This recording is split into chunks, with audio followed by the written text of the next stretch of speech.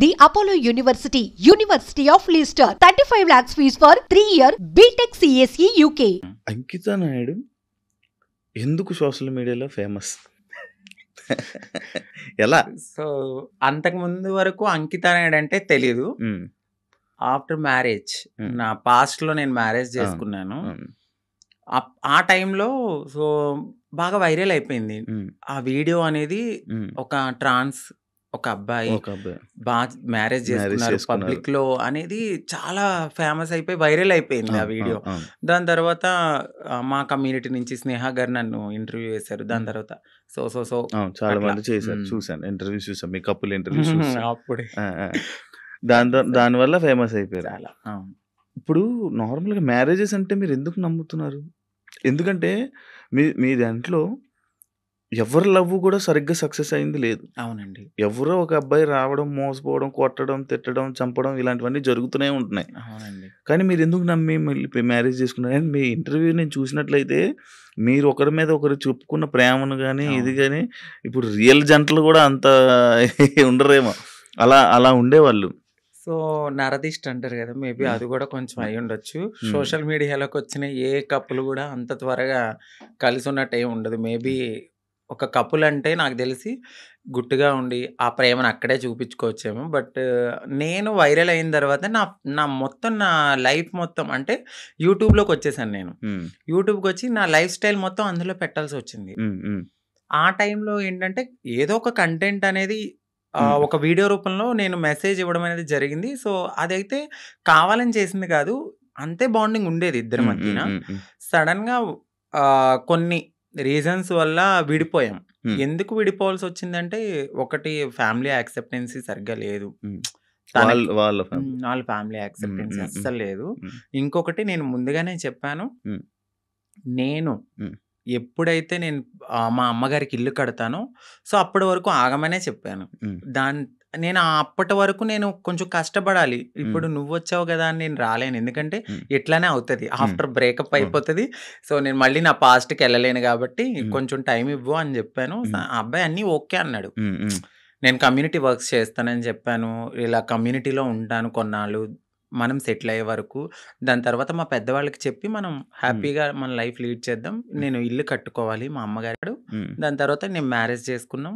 ఒక 1.5 year బాగానే ఉన్నాం.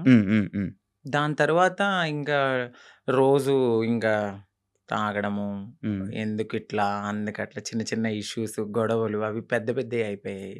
అయితే ఈ బ్రేకప్ టైంలో ఎక్కువ వీడియోస్ పెట్టడం అంకిత కావాలని చేస్తుందా? ఎందుకు అంత ఎమోషనల్ అయిపోతుంది? ఎందుకు సోషల్ మీడియాలో అంత ఏడుస్తూ వీడియోలు పెట్టాల్సిన అవసరం ఏంటి అని క్వశ్చన్ చేశారు. మీ వరకు వచ్చిందా? ఏమో మీ సమాధానం? సో ఎందుకంటే అది నా మనసుకు తగిలింది. నేను సోషల్ మీడియాకి కూడా వచ్చేదాన్ని కాదు, చెప్పేదాన్ని కూడా కాదు. ఒకానొక సిచ్యువేషన్లో అది నాకు నెగిటివిటీ వచ్చేసింది. తినే ఏదో చేసింది, తినవల్లే బ్రేకప్ అయింది అని నెగిటివిటీ వచ్చింది. సో నేను నిజం చెప్పాలంటే నేను ఒక ఓపెన్ బుక్ ఆ విషయంలో. అయితే తనకి నేను చాలా ఓపెన్గా అన్నీ చెప్పే చేసుకున్నాను. సో చెప్పి చేసుకున్న పర్సన్ తను ఎప్పుడైతే కొన్నాళ్ళ తర్వాత లగ్జరీ లైఫ్కి అలవాటు పడ్డాడు, ఆ తర్వాత జాబ్ పోయింది. ఒక 11 months వరకు నేనే చూసుకున్నాను. బిఫోర్ కూడా నేనే రెంట్ కట్టేదాన్ని, కార్ ఈఎంఐలన్నీ నేనే, ప్రతిదీ నాదే. ఆయన జాబ్ చేసుకుని వాళ్ళ ఫ్యామిలీని చూసుకునేవాడు. సమ్ టైమ్స్ ఎప్పుడైనా రెస్టారెంట్స్ అట్లకి వెళ్ళినప్పుడు ఖర్చు పెట్టే అతను. 11 months అనేది జాబ్ పోయింది. ఇంకా నాకు ప్రెషర్ ఎక్కువైపోయింది. ఇటువైపు ఇల్లు కట్టిన ఒక గోల్డ్ ఉంది అక్కడ, అదంతా విడిపించాలని చెప్పి నేను తనకి ముందే చెప్పాను. సో డ్రింక్ చేయడము, ఇదే విషయంలో గొడవ అవ్వడము. దీనికి ముందే నాకు తెలియదు, రీసెంట్గా తెలిసింది. నన్ను మ్యారేజ్ చేసుకున్న 3 monthsకే వేరే అమ్మాయిలతో కూడా ఉన్నారని చెప్పారు. సో ఆ రికార్డ్స్ కూడా నా దగ్గర ఉన్నాయి. బట్ నేను ఎందుకంటే అంతా అయిపోయిన తర్వాత మనకు అనవసరం అనిపించింది. ఇవన్నిటిని ఒక పక్కన పెడితే నాకు ఒకానొక సిచ్యువేషన్లో తను రెడ్ హ్యాండెడ్గా అంటే మా కమ్యూనిటీ వాళ్ళు ఎవరైతే ఉన్నారో వాళ్ళలో నా కోడల్ని నేను ఇలా వస్తున్నాను అని చెప్పడము, నేను తన్ని చేజ్ చేయడము, పట్టుకున్నాను, సో పరిగెత్తేశాడు. ఇవన్నీ నేను చూసి నా మైండ్ అనేది ఒక్కసారిగా మాకు అవసరం లేదు, ఈ కమ్యూనిటీలో ట్రాన్స్లోనే ఉండాలి, మమ్మల్ని మేము ఎంత అందంగా మార్చుకున్నా వాళ్ళు కొన్నాళ్ళే ఉంటారు. సో వద్దు, సింగిల్గా ఉండడం బెటర్ అనిపించింది. దాని తర్వాత నేను సోషల్ మీడియాలో నేనే పోస్ట్ పెట్టాను. వద్దు అంటే నన్ను కలవడానికి 2 times అట్లా ప్రయత్నించాడు. బట్ నాకు మనసుకి తగిలింది అది. ఎందుకంటే ప్రతిసారి నేను యాక్సెప్ట్ చేయడము, ఇది మా ఇద్దరి మధ్యన జరగడము, వాళ్ళ ఫ్యామిలీకి చెప్పడము, మా ఫ్యామిలీకి చెప్పడము, మీ చావు మీరు చావండి అనడము, ఇవన్నీ నేను ఇంకా తీసుకోలేకపోయాను.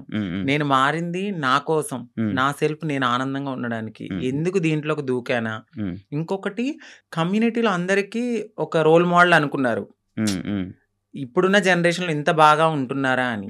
సో నేను ఇప్పుడు కనుక నేను బ్రేక్ చేస్తే సొసైటీలో వీళ్ళంటూ సెట్ కారు, వీళ్ళకి పెళ్ళిళ్ళు సెట్ కావు అని అంటారని నాకు ముందే తెలుసు. దానికోసం కూడా నేను చాలా బాధపడుతూ అట్లానే ఉన్నాను. ఇవన్నీ చూసిన తర్వాత నాకు నేనే ఇన్స్టాగ్రామ్లో విడిపోతున్నామని చెప్పాను. చెప్పిన తర్వాత ఆపోజిట్ పర్సన్ కూడా ఎందుకు ఏంటి అని క్వశ్చన్ చేయడానికి నన్ను ప్రయత్నించలేదు.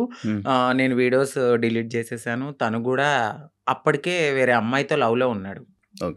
అలా బ్రేకప్ అయింది. సేమ్. అంటే నేను ఎన్నిసార్లు వద్దన్నా కావాలనుకున్న మనిషి ఒక్కసారిగా నేను వద్దు అన్నప్పుడు ఎందుకు బ్రేకప్ చెప్తారు? ఒక 1.5 yearలో చాలా గొడవలు అవుతాయి. ఇది మాకు అప్పుడు మేము విడిపోవడానికి కూడా చాలా చిన్న రీజనే. దానికి ముందు చాలా పెద్ద రీజన్స్ ఉన్నా మేము కలిసే ఉన్నాం. అప్పుడు కలవాలి అని ఒక పర్సన్ మన ముందు బతిమలాలిన మనిషి ఒక్కసారిగా ఎందుకు వదిలేసుకున్నాడు? బ్రేకప్ అంటే వదిలేసాడు. దానికి తనకి ఎక్కడో కనెక్ట్ అయ్యాడు, ఇక్కడ వదిలించుకోవాలనుకున్నారు. తను కూడా ఏం చేశారంటే అక్కడ అమ్మాయిని కనెక్ట్ అవ్వడానికి కమ్యూనిటీలో ఎవరితోనో రిలేషన్ కి పరిగెత్తినట్టుగా నన్ను నమ్మించాడు. సో అక్కడ నా మనసు బ్రేక్ అయిపోయింది. తర్వాత తెలిసింది ఇలా జరిగాయి.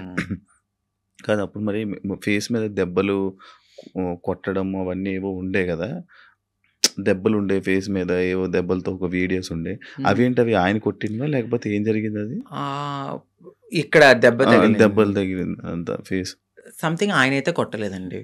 సో అది అబద్ధము. ఇక్కడ దెబ్బ తగిలింది అనడానికి నేను అప్పుడు ప్రతిసారి మన ఐబ్రోస్ చేయించుకోవడానికి స్క్రబ్బింగ్కి వెళ్ళేదాన్ని. ఆ టైంలో నాకు అది రిఫ్లెక్ట్ అయింది అంతే. ఈ ఫేస్ ఇంత అందులో ఏడ్చి ఫుడ్ లేదు. కానీ అది కొట్టేసారేమో, ఇబ్బంది పెట్టేసారేమో, ఇది అయిపోయిందేమో అని అనుకుంటే. ఆయన ఏం కొట్టలేదు. మీకు అదే ఫస్ట్ లవ్? అంటే అదే ఫస్ట్ లవ్ అనుకోవచ్చు. అదే ఫస్ట్ లవ్. అంటే బిఫోర్ ఒక లవ్ ఉండేది, అది అక్కడ దాకా రాలేదు. అంటే ఇంకా ఇది లవ్ కామన్ అనిపించింది ఇంకా. కానీ పెళ్లి వరకు రావడం అనేది ఇదే ఫస్ట్ పెళ్లి. ఇప్పుడు ఇద్దరు అభిప్రాయాలు కలుస్తాయి, కలిసిన తర్వాత మాట్లాడుకున్న తర్వాత కొన్ని రోజులు ట్రావెల్ అయ్యాక ఓకే నీవు నాకు సెట్ అవ్వలేదు వదిలేసుకుందాం అనుకునేది ఒకలా ఉంటది. ఇటు పబ్లిక్ వచ్చేసి మనం కామన్ అయిపోతాం, వాళ్ళకి రోజు కనబడతాం. ఒక్కసారిగా పర్సన్ పక్కన లేకపోయేసరికి ఎందుకు అని వాళ్ళు క్వశ్చన్ చేయడం అనేది రైటే ఉంటది. సో ఇక్కడ దాకా ఆ పర్సన్ అయితే ఉన్నారు అంతే. కాదు, అదే ఇందాక నేను ఒక పాయింట్ అడిగాను, ఏదైతే అబ్బాయిల దగ్గర నుంచి మనకి పూర్తి ప్రేమ దొరకదని తెలుసు, మీకు తెలుసండి. డబ్బుల గురించి వస్తారని తెలుసు. అవును.